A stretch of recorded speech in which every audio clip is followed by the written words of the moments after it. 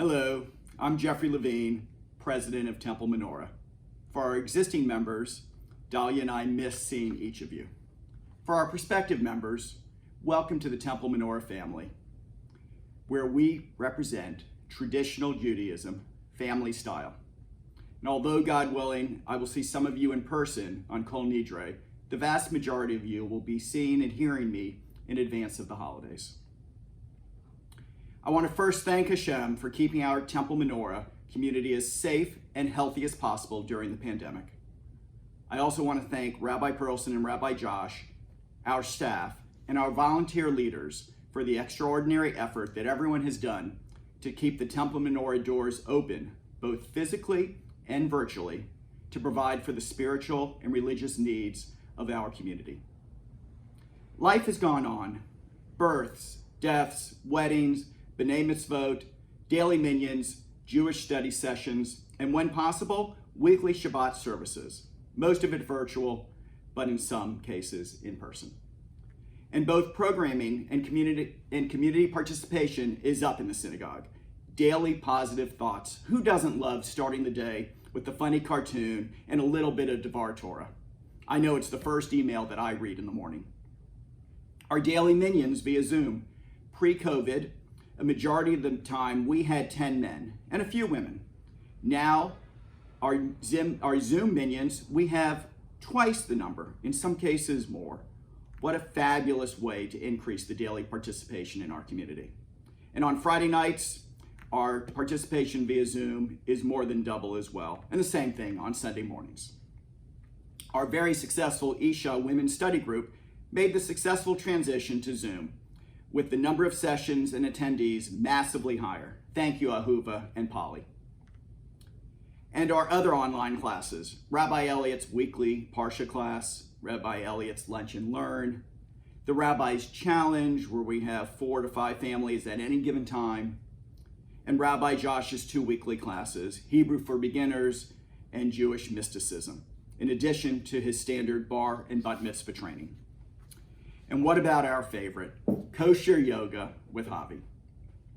And we continue to innovate with our programming. Shabbat to-go bags, where we bring a taste of Shabbat literally into our members' homes. JCon on Zoom. Online streaming of high holiday services, which I know, Rabbi Perlson, this was a particularly difficult decision for you to make, and which we are abiding by all applicable halakhic guidance. And our first ever Shofar in the Park, where our volunteer army of shofar blowers will be spreading the sound of the shofar throughout our community at 10 different locations on Sunday of Rosh Hashanah. Now, I know that we have all been impacted economically by the coronavirus. Many of your businesses have suffered, in some cases significantly. Some members have lost their jobs.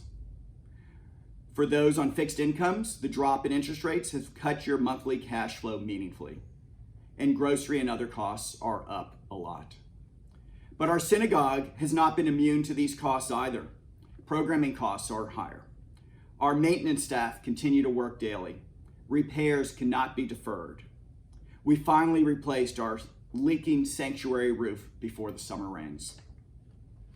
And yes, we tightened our belt financially where possible and look for alternative sources of funds wherever possible. We benefited from the government's PPP loan and grant program.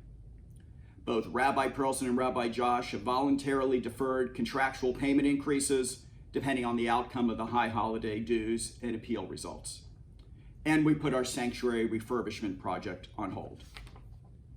But now we need your financial support to get us through these difficult times. 2/3 of our annual budget, over $1 million, comes from our high holiday annual dues, our extra seat sales, and the Yom Kippur appeal.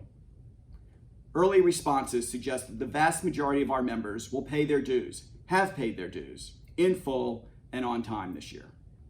If you have special circumstances, please let us know. Otherwise, if you haven't paid, please send your payments in as promptly as possible. Of course, our extra high holiday seat sales will generate only a handful of dollars this year, a far cry from the $200,000 to $300,000 we typically raise from these sales. So we'll need to count on this year's high holiday appeal to cover us. Our board of directors have set a goal of $600,000 for this year's High Holiday Appeal.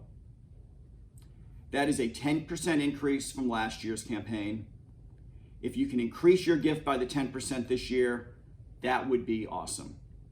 If you previously bought extra seats, and this year those folks will not be attending in person but virtually, make the payment as well.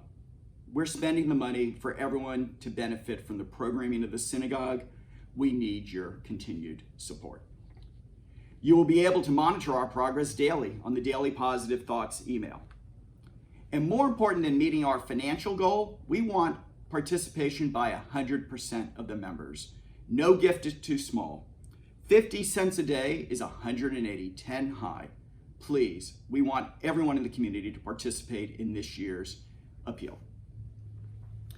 Every member and family has received a pledge card in their High Holiday basket.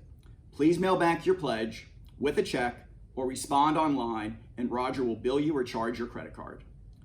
Please answer the rabbi's phone call when he reaches out to discuss your gift. Or reach out to me, Roz, or any of the other executive board members to discuss your contribution. Temple Menorah is here for you. Please be here for Temple Menorah. Rabbi Perlson, Rabbi Josh, Cantor Asaf, thank you in advance for what I'm sure will be a meaningful and spiritual High Holiday service this year. And to all of you, L'Shana Tova, may we all be inscribed in the Book of Life. Thank you.